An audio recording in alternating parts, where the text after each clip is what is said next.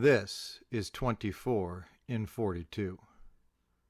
Welcome to 24 in 42, where this is where we learn about an author's life, universe, and everything through 24 questions in 42 minutes. And today we are honored to have Gustavo Bondoni.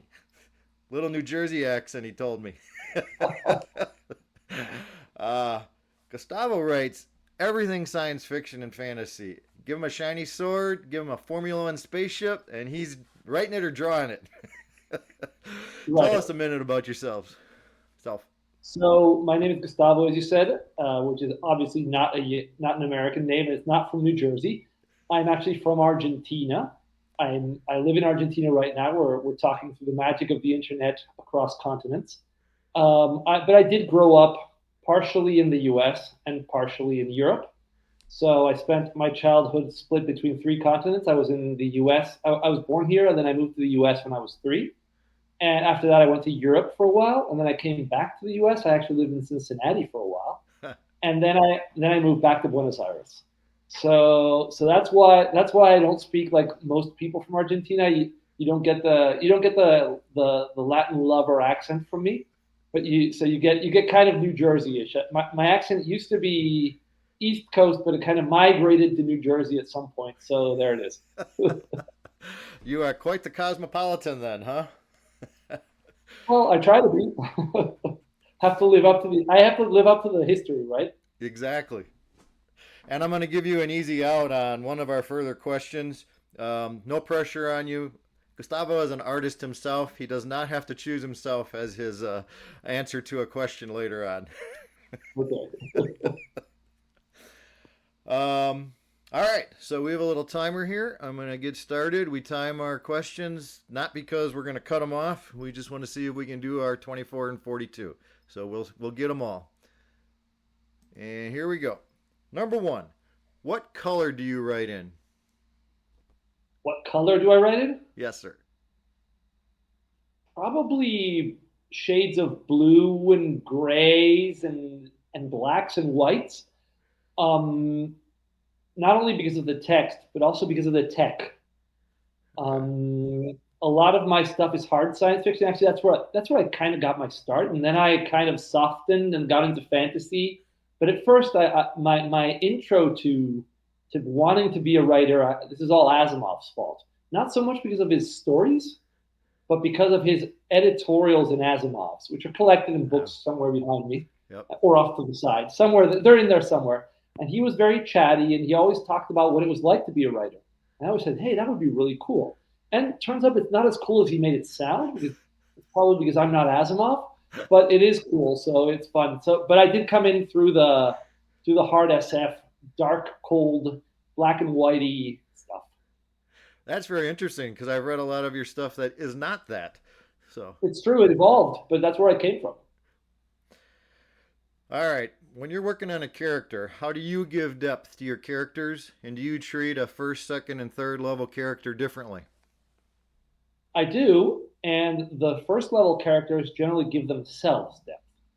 So at some point, I start thinking, what would this character do in a given situation? And when he does it, then you have to, or she, then you have to give them a background which kind of meshes with that. So that's how the characters start getting backstories and hobbies and things like that. But it comes from their personality, essentially. So the first thing that arrives is obviously the idea and the situation. And then the character starts becoming a human being. And the depth comes into it. Sometimes you do go back and put it at the very beginning because that's necessary for the story. But the depth, actually the character gives themselves depth. And by the things they do, they end up having to have a personality that supports that. So you put that in either later, or you kind of work it in at the beginning when you go back. So that's how I work to give my characters depth. You made me think of an additional question here. So if we go over, this is me adding more. Since you are so widely written, how do you decide? So you think of your idea, but how do you decide, hey, I need a new character, or this fits one of my existing characters? That's a good question. I have a lot of characters, and I do reuse them sometimes. Generally, some character. Well, the first thing that makes it easy is that characters often live in a setting. So I have characters that are basically they live in a sword and sorcery setting. So if I have a sword and sorcery story I want to write, it's likely I'll choose one of them, unless it doesn't mesh with their history or their personality or whatever. Okay.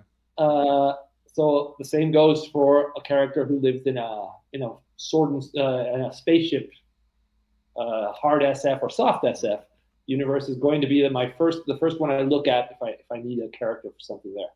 Of course, a lot of these characters already have very well developed arcs in history. Some of them are dead, so you can't fit them in. So sometimes I will just randomly choose a new character and create a new one from scratch. But other than that, yeah, I do try to fit them in when I can. Okay.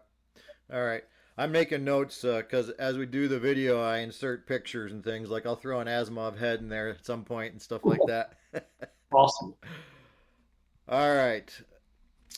Did you grow up a city or a country kid? And when you played out your fantastical adventures, was it just you or did you have a group of friends? So I was kind of a mix.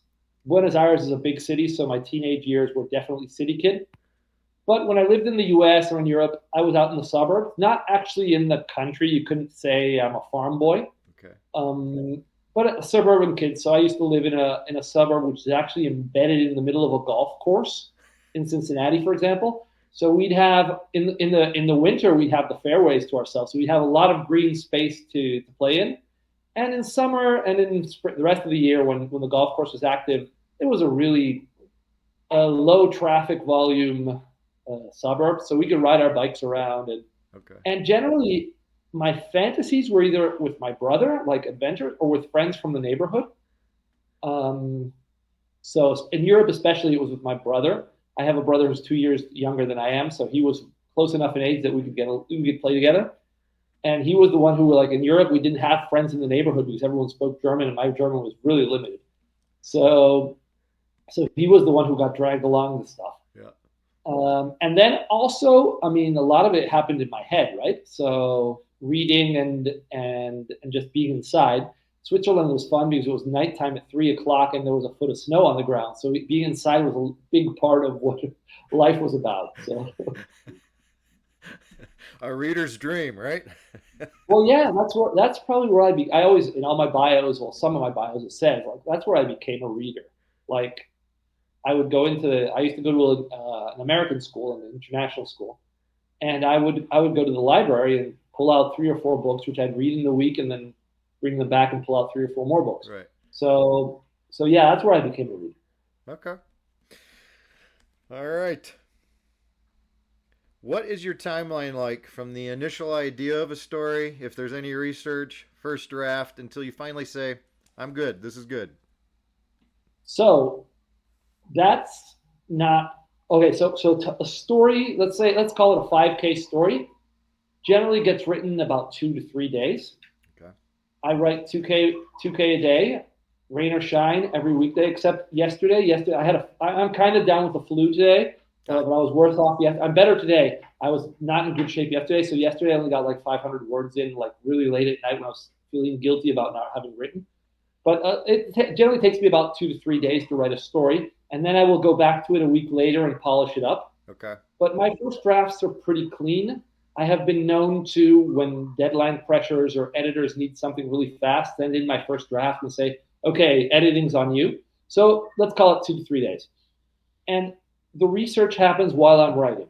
Okay. So if I need to understand how, I don't know, the ion engine in a slow, or at least a slowly accelerating spaceship works, because I need it to fail, I will actually stop writing, go into different sources for research. Obviously, the first one is Wikipedia. When I realize I don't have the data I need on Wikipedia, that's when I'll go into scientific papers and stuff and try to find it. I don't put a ton of technical detail into my stories, because I don't think readers want to stumble over that, especially depending on where it appears.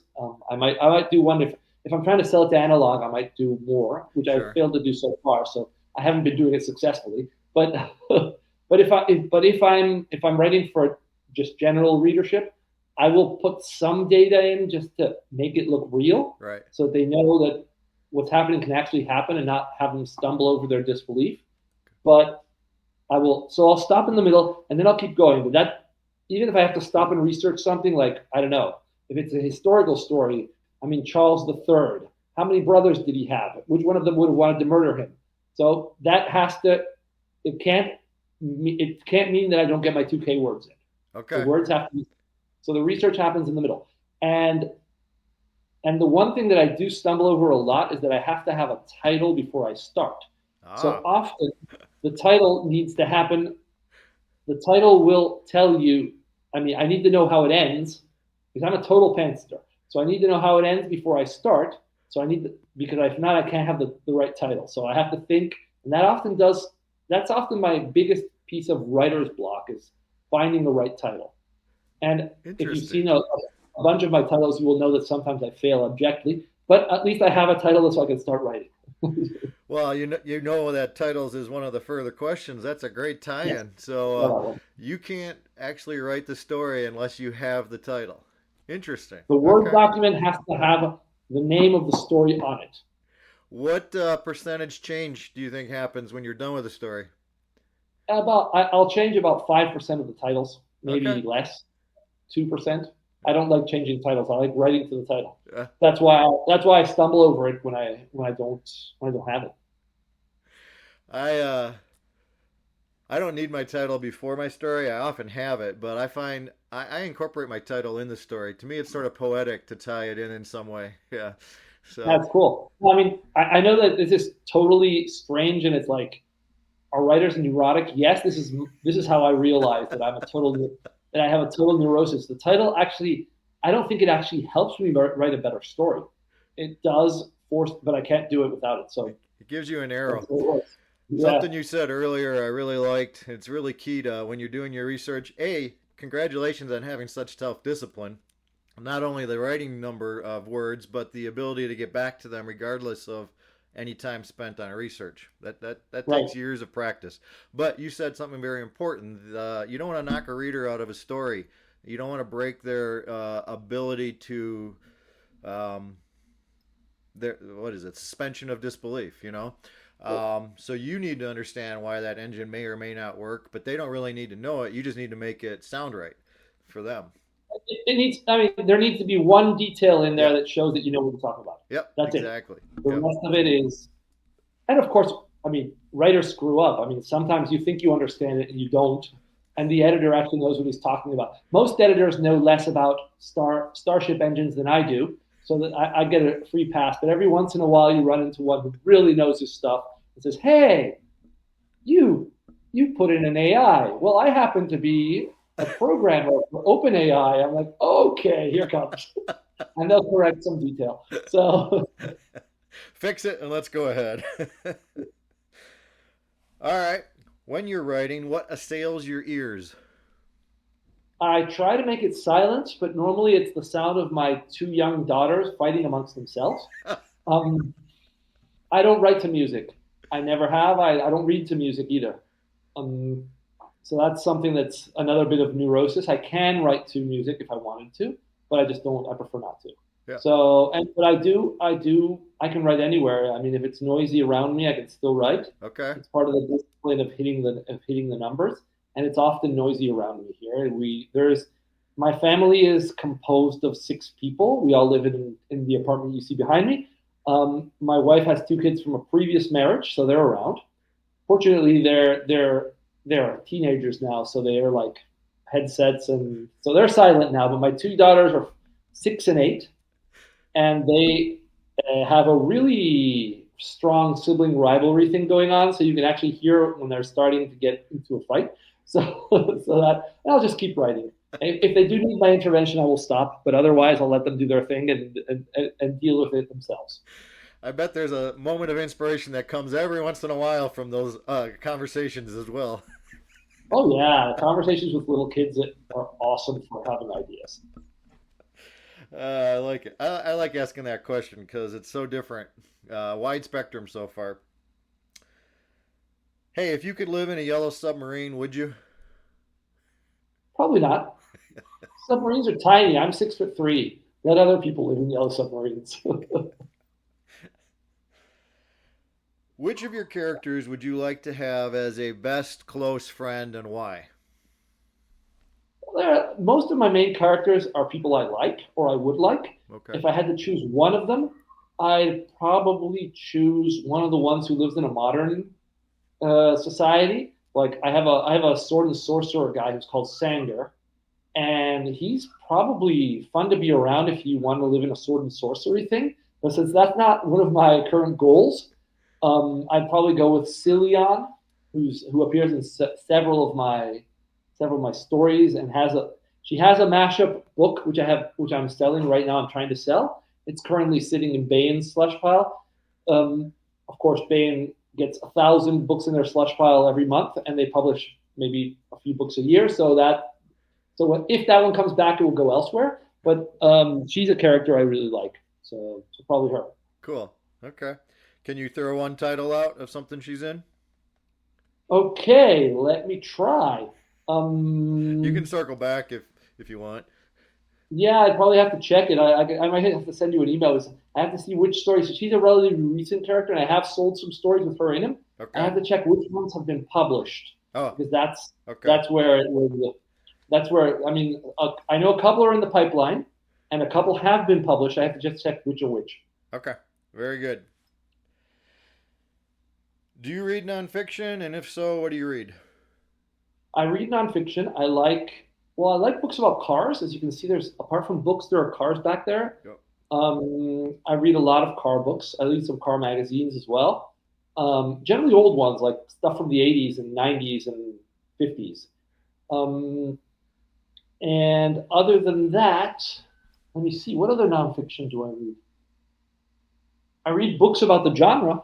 So there's science fiction books, books about science fiction. Like I particularly like books that are aimed at collectors because not that I'm a collector, but collectors' books have like the cover of the astounding from Yeah. 1930 or 44 or whatever. Okay. Like Golden Age covers when the artwork was really fun and colorful and had to sell the book on the magazine on the newsstand. Yeah. So I like those.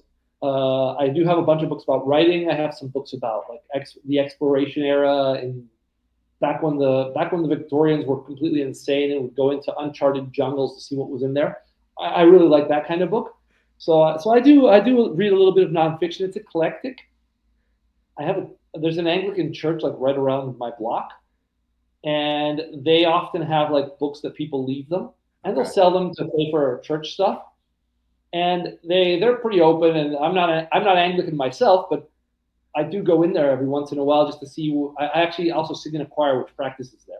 So I'll look at the bookcases, and if there's any nonfiction book that calls attention, I grab it and I Yeah. pay for it. And it's generally really cheap, like a cup. I mean, you can get it for like generally $1 is their Okay. top price. Hey, it's a perfect score. Yeah. I like that. All right. An eclectic taste. All right. We already talked about titles. So how about this? Breakfast. Waffles, French toast, pancakes, crepes, or bagels? All breads. Of all of that, I'd probably go with pancakes. I do whenever I'm in the U.S. I try to at least one time. I'm generally there for about a week, 10 days. At least once I sit down and have like a 4,000 calorie breakfast with everything. Pancakes are the main course, and generally some kind of egg and some kind of bacon, and probably a sausage because American sausages are extremely weird and you can't get them anywhere but in America. So I'll do that too. I agree. I think they're extremely weird. So, what would be a typical breakfast for you back at home then? Generally, my breakfast is very light. I have a glass of tea with lemon in it and about 3 slices of brown bread. I'm not really sure what it has. I know it has some cereals in it. It's pretty light. I do eat. I'm not a very light eater in general, but breakfast is pretty light. Okay. Got to get those calories in before you start writing. Yeah. You sort of alluded to this before. Would you live in any of your worlds? Oh yeah. I love living in some of the space worlds. There's a bunch of places where I definitely want to live, especially if I can get in there before the inevitable intergalactic war hits. Um, so yeah, the setting of my I have a trilogy out, which is Outside Splinter and Amalgam. and there's a box set which just came out, and it was launched at Worldcon like last weekend. Cool. I wasn't there, unfortunately, but the box was. And the second book of that trilogy takes place in a place it's called Splinter, and it takes place on a world which is very much a peaceful world. It has its issues, and it's not free of its social strife. But I would basically move to like a seaside spot on that world and let the people who are having their political problems deal with it themselves. Forget about what's actually the important stuff that's happening, and just live a beach life, and knowing that I can just hop on a very modern train and like be in the capital of the planet in like half an hour. So meanwhile, letting these guys sort it out by themselves. Like the old, the medieval type stories where the serfs keep working in the fields. Who's ever king is king. It doesn't change for us. Yeah, exactly. But I would be on a beach and just enjoying the sun. It's kind of an orangey sun, because this is like on Tau Ceti. It's a planet orbits Tau Ceti, so it's kind of more orange than the regular sun. But other than that, we're good. I like it. All right, that's my kind of world, a beach world. Okay. Who do you think writes the characters you enjoy reading most? That's a good question. In serious literature, including serious genre literature, I actually enjoy reading Catherine Kerr's characters from her Devery series. They're they're kind of weird. They kind of get weird sometimes, but that's part of the fun. Like weird in the way that normal people don't act this way, which is cool. But I mean, she has very rich characters, and then if you move completely away from the serious side of life, I like reading, for example, Douglas Adams characters. Okay. Because of the things they do, it's like, oh yeah, you can look at it that way. It's completely strange and weird and completely off the wall, but I mean, it's consistent with what this character would do, so it's cool. I mean, what would Zaphod do, right? Right. So, Right. So that's, and then I do read a lot of non-genre literature, and in that I find things like The Remains of the Day to be a beautiful and amazing character study. Okay. And Scott Fitzgerald as well. So a little bit of 20th century literature in there as well. Yeah. Good. Okay, I like that spread, and like you said about Douglas Adams, it makes you look at it from a way we wouldn't normally look. And that's what makes Douglas Adams incredible. It's like he creates a character that is completely obnoxious, and then is consistent all the way through. It's awesome. Yep. Definitely takes a talent for that. Yeah. All right. If you were invited to speak at a writer's workshop, seminar, whatever, but you only got to say one sentence of advice, what would it be? Be a reader first. All right. That's what I'd say. I mean, I'd let them interpret it themselves, but I mean, basically, I think that's what writers need to be. They need to be readers who eventually start hearing that voice in their head. So, cool. That's what I would say. What is the best thing you have ever spent money on to further your own writing? Probably going to cons. I do cons only when I have a publisher there. Okay. Because I go in support of the books, and also because that gives me a home base. Like you have the publisher's table, people walk by, it's in the dealer room, and thanks to that, I've made contacts, I've talked to people, I just made a bunch of friends. One of the worst feelings in the world is that feeling of the con is over. Because it's like, then I go back to Argentina where nobody reads science fiction around. None of the people around me read science fiction. And if they did, they wouldn't read it in English, and they aren't really fans. So it's like leaving your tribe. If a con is expensive, I would change the advice. If people can't like afford to go to cons, I know that's a real thing. Yep. I would change my advice to buy Stephen King's On Writing. Okay. Not because of the advice he gives about how to write, which is only good if you want to write like Stephen King, Yep.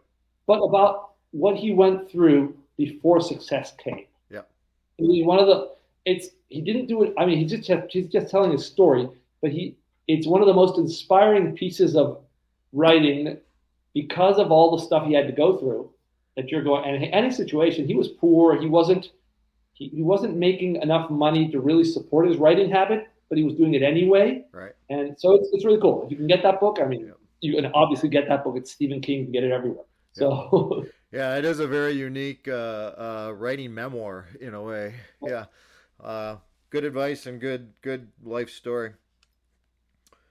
John O'Neill also recommended conventions. That was his best investment. So I think that's very interesting. Do you think it makes writing more difficult or somewhat easier if you, as the writer, feels emotions strongly? I have no idea, because I only live in my own head. And I feel certain emotions strongly, certain emotions not so strongly. And I'm not even sure if that gets reflected in my writing. So I feel there's a lot of negative stuff that I just don't do it. I'm more laid back. Okay. As I said, I would be on the beach somewhere. But of course, you need that to write all the characters, not just the bad guys. I mean, so I'm not really sure. I don't. There's emotions I don't feel strongly that I do put into the books very strongly, and there's emotions that I do feel strongly, which I try to put in equally strongly. So I'm not sure. I guess I'll have to leave that one as this writer has no clue. No, that's fine. It's interesting that so you don't ever feel maybe too much, that you've put in too much. Well, I mean, if my litmus test for that is when I go back to it a week later and I completely forgot what I wrote a week ago, because since that time I've written 10,000 more words in a different universe. So I'm kind of looking at it with fresh eyes. And if it feels like too much, I will delete paragraphs. I mean, I have no problem ripping. In fact, just before I made this call, I was working on pulling. I have to pull 700 words out of a 5,000 word story, which is more than 1 in 10. So you have to be like very, very unemotional about pulling it. And if it doesn't work, I mean, if the emotion is there and it doesn't work, and if the emotion is lacking, you can put something in there to strengthen it. I generally try to get all the emotions to build up slowly and then to hit you in the last line. Okay. And like I've had people write to me saying, "Okay, I just finished your story that you posted, like the free one that you could read online, and like I'm crying now." So like, okay, and I did my job. When? Your music makes me happy. Oh, I'm so sorry. Anyway. All right. What were 3 of your favorite books as a child? And I'm saying pre-18, so you have a wide range. Cool. So basically, the number one in my favorite series of books ever is basically the Hitchhiker's Guide to the Galaxy books and the Dirk Gently books. I actually like the Dirk Gently books more. Okay. The Hitchhiker's Guide to the Galaxy books are almost perfect, but the Dirk Gently books are perfect. So even though they're a lot less funny in the traditional sense, they're just perfect. So those are definitely in there. Then when I was younger, I used to read a lot of other stuff. What really started me reading were the Hardy Boy books. Okay. Because they had a bunch of them, like I don't know, 30 or 40 of them in the library in Switzerland, where I used to live. And as I mentioned before the call started, it was like 3-4 o'clock in the afternoon. It would get dark. There would be a foot of snow out. So I'd be inside. And there's another thing. In Switzerland in the early 80s, there were 8 channels. Because we had the best cable that you could get in Switzerland. There were 8 channels, of which only Sky, which was the last one in there, the newest one, was in English. And that one would start at like 7 in the afternoon. And it would only show music videos, which is an 8-year-old I hated, until like 8. And then you'd get some actual programming. So TV was not an option unless you really wanted to learn French or whatever. Or German or Italian, which were the 3 official languages. Okay. And so you didn't have a ton of options, of entertainment options. I did have an Atari, but I don't know. You can play video games all day. So the Hardy Boy books were in there. And then other stuff that I used to really, really devour when I was a kid was Isaac Asimov was probably my favorite My favorite Asimov isn't Foundation. It's actually the robot novels. Okay. Kind of because they combine the the detective novel with science fiction, like two of the things I really like. I actually have a book of crime stories, crime science fiction and fantasy stories came out last year. And so it's actually a bunch of stories which I collected together, and we it was published by Joe Monson's Himalayan Publications. Okay. And he's based out of Salt Lake City. Well, actually, I think he's in Salt Lake City. He's definitely in Utah. I'm not really sure he's in Provo or Salt Lake City. We actually went and we were pushing that one at Life, the Universe, and Everything in Salt Lake City. Nice. So the 42 is linked together there in February of this year. So I got to go to that con. So it was cool. Very cool. That's where my 42 comes from, by the way. Yeah, I imagine that was where it came from. 42 in a science fiction context has a very specific origin. It does. That's a great list of books. Hey, what worries you most? Lava, quicksand, spider webs, or sharks? Probably lava. Okay. I can deal with the rest of them, but not lava. I mean, spiders. I get a certain amount of spiders. Nothing poisonous here. We're not tropical, but we do get a few. We have I'm in the 12th floor, and the tree line is at the 10th floor. Okay. So there's spiders that live in the trees, which will actually climb up the building into the 12th floor. So we get decent-sized spiders, okay, which we do not kill in this house. We cover them with a glass and we take them out. So spiders are good. Sharks are, other than the great white, I'm not particularly worried about sharks. But lava, I don't think I could deal. Yeah, lava would burn. You just got to jump from the pillow to the cushion to the... When you're finished writing for the day, when you've done your 2,000 plus, are you exhausted and just want a hot bath and a good drink? Or are you ready to rumble and get out? It depends what the activity is. If I had to write another word, I'd probably throw myself off the balcony.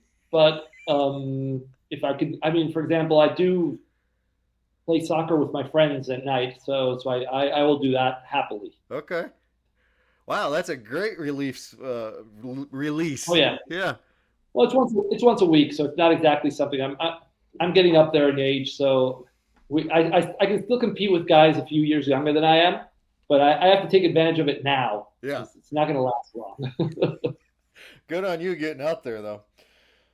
Okay, what is the most difficult thing you think you've ever written? That's a good question.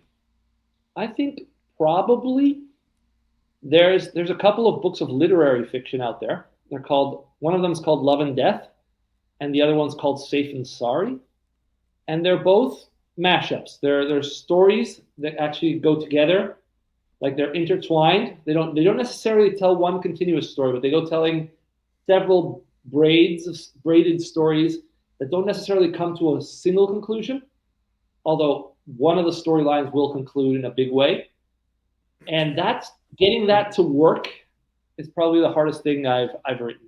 And they're all pretty short. The books, the entire book are like novella length. They're 30K.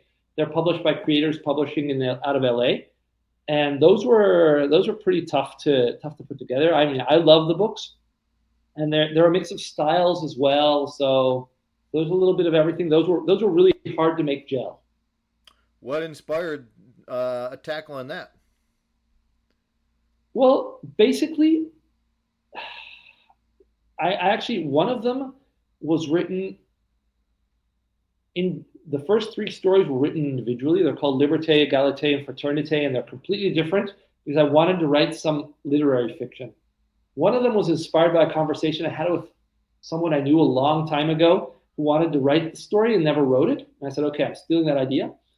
Then another was inspired by a writing prompt. I used to do a writing group with some friends, and one of the prompts was it has to be 100% a story with taken by a conversation. There can't be any action, only a conversation. Okay. And the third was, I had the first two and I needed a fraternité, so I wrote a historical fiction story about the Scott expedition to Antarctica. Okay. So you already know that didn't end well. Yeah. So, and basically you have to give it, and that was one called Brotherhood Fraternité, and that one was written from the point of view of one of the people who didn't make it back, but not Scott himself. Okay. So it was a pretty interesting exercise actually, and then I started writing some other stuff, especially continuing on the stories that had started in the first two, and then I realized the third was actually linked by another character, and that's how it started coming together. Okay. And then by that time I was doing it consciously, right? Just trying to find places and ways to make this weave together. And it has a little bit of everything. It has some love. It has a lot of death, which is why the book's called Love and Death. And the first three stories, the Égalité, Fraternité, and Liberté, all three of them end with the main character dying. Uh-oh. Okay. And since those three are dead, their stories continues through people who knew them, people who were actually present when they died, the firefighters who went to get who actually broke down the door in the fire that killed a couple of them. So that's the genesis of the book, and then the rest of the book is people who actually don't die. So okay, but who were affected by the start, which is where it comes from. So interesting. All right, what years did these come out? These came out probably about 5 years ago, the first one, and just before the pandemic. So maybe 8 years and 5 years, something like that. Okay. I'd have to check the release dates, but that's approximately where they were. All right. I'm definitely going to look those up. I got to say, I didn't know about those. They're out there. You can get them paperback and Kindle, so they're on Amazon. I know the Creators does. The Creators is actually a syndicate. They do syndicated comics and journalistic pieces. Okay. So their writing part is a smaller part of their business, but they're out there. Okay. All right. I'll take a look, and I'll get the pictures in here when it goes live. I forgot to tell you, when we hit 30, we're at 35. We're doing pretty good on time here. We are at question 20. If you could write anyone else's character from any medium, would you, and who? I probably wouldn't, but if I did, I'd probably steal one of either Adams or Pratchett. Those are the guys whose character. I mean, I don't write a lot of comedy, but I admire it, and I'd totally steal one of their characters. I'd probably steal Vimes from Pratchett, and I'd probably steal Dirk Gently from Adams. Gently, yep. All right. Yeah. Cool. This one is 10 first thoughts. I'm going to throw a word out. I just want you to say whatever you think of. Okay? None of these are setups. Swordfish. No. Boat. Snow. Cone. Futuristic. Asimov. Raspberry. Crowd. Risk. Reward. Bounty. Hunter. Wasp. Ouch. Swift. Rabbit. Purple. Rain. And jagged. Edge. All right. Just a little brain exercise there. Do you have a favorite quote, and are you willing to share it? I do. In fact, I have a favorite first line that I believe is the best first line ever written, which is not a science fictional line. It comes from Daphne du Maurier's Rebecca. And the line is, "Last night I dreamt I went to Manderley again." And it's wonderful because it's in iambic. It's rhythmic and it's perfect, and it tells you what the book is about. But a favorite line which I used to use for inspiration, like to get myself very depressed, is from Poe. And it's either the memory of past bliss is the anguish of today, or the agonies that are have their origins in the ecstasies that might have been. I don't remember where it comes from. It's from one of his stories, but it's one I used to have it in my wallet when I was a teen. So carried that around. That's what teens do, yeah. Yeah. Yep. Well, I'll include both of them. I'm putting them up so people can actually see them in black and white. So we'll get that in there. I'll find which story it was in. All right. Outside of yourself, who is your favorite visual artist? And you can have more than one.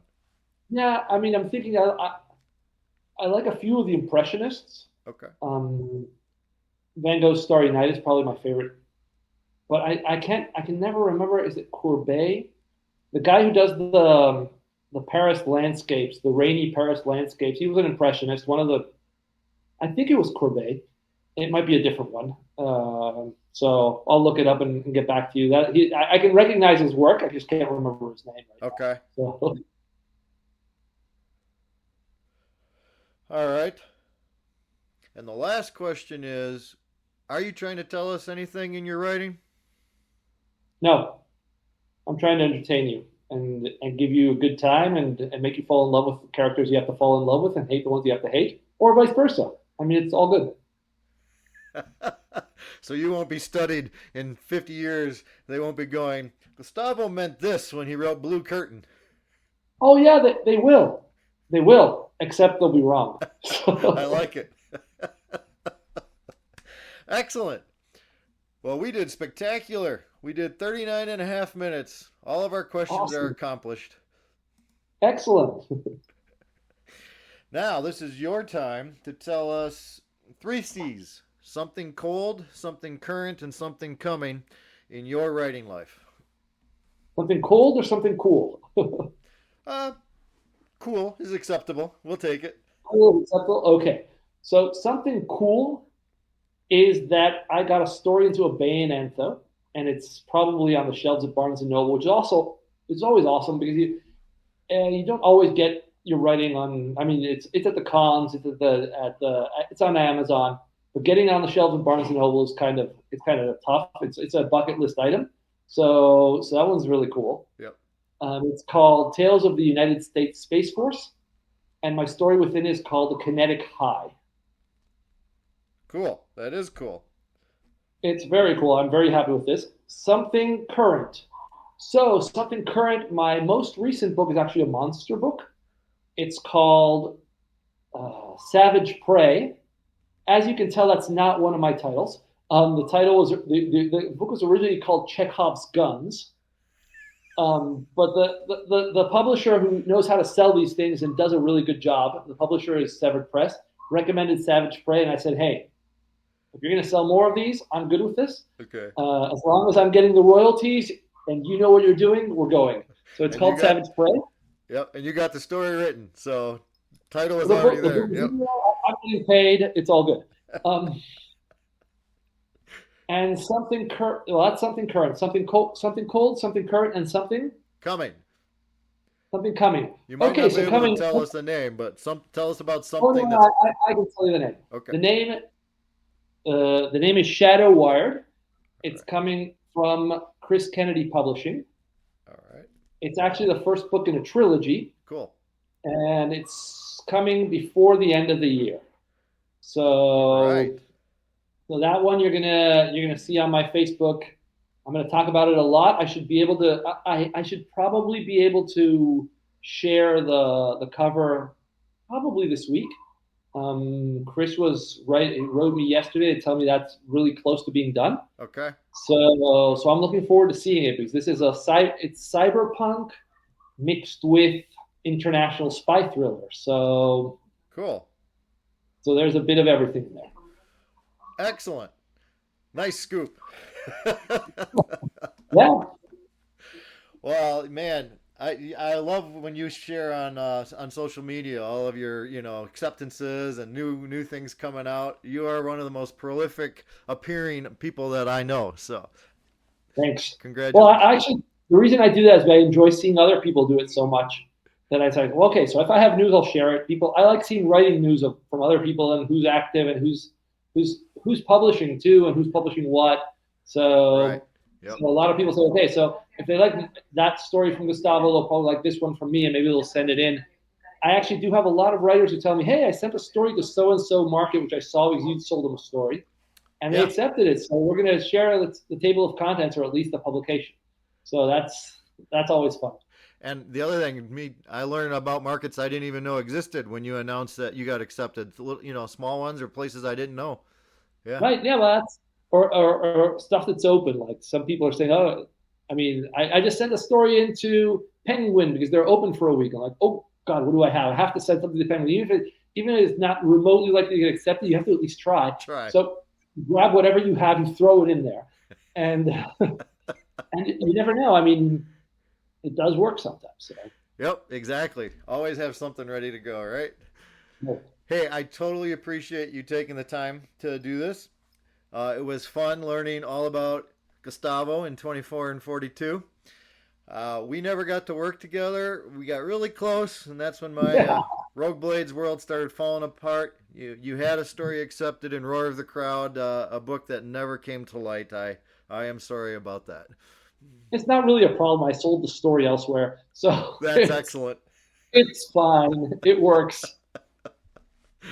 So, hey, I appreciate the time spent with us. Thank you very much. Thanks, Jason. Great to talk to you, and I hope the listeners enjoy this. My thanks to Gustavo for sharing everything about his life and universe with 24 and 42 today.